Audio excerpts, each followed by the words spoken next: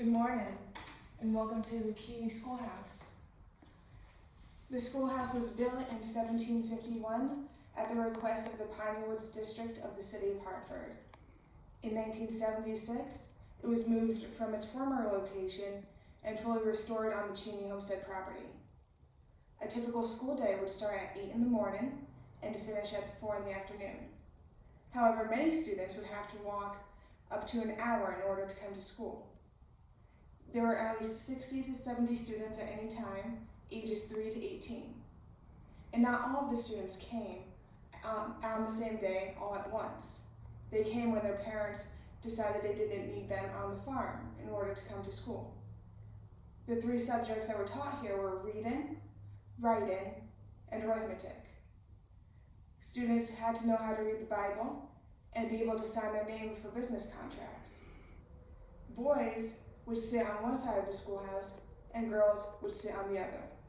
The schoolhouse day began when the teacher rang the bell. There would be a mid-morning break and a lunch break throughout the day.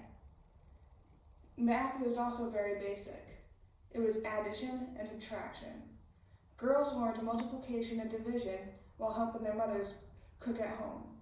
Boys learned helping their fathers out in the fields. For most students, an education was a luxury. Many of their parents could only make a single mark in order to sign a contract. The students who attended here would be able to read those contracts. Otherwise, no education was offered. It was very heavily based in scripture because of limited printed materials. Such books would cost each family up to 6 months' wages. They were very precious, and oftentimes multiple families would go in on a single book to be shared amongst their students.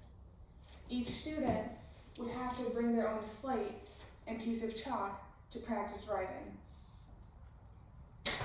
Discipline was also very strict.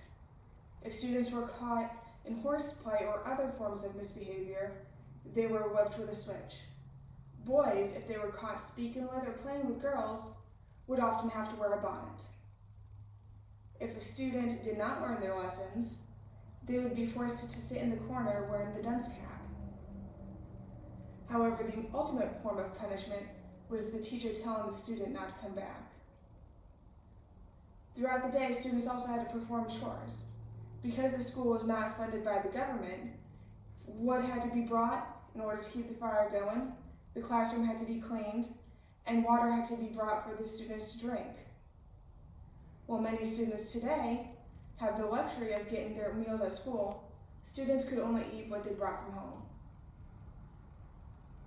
There was no formal testing or grade levels. Students advanced at their teacher's own discretion. And because there were so many students, they often worked in groups, with the older students helping the younger students. Then one group at a time, they would be called to the teacher's desk in order to be given their assessment. Homework was not assigned because the students often did not come back the next day.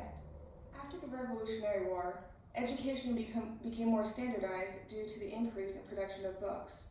Students had more opportunities than just their basic education.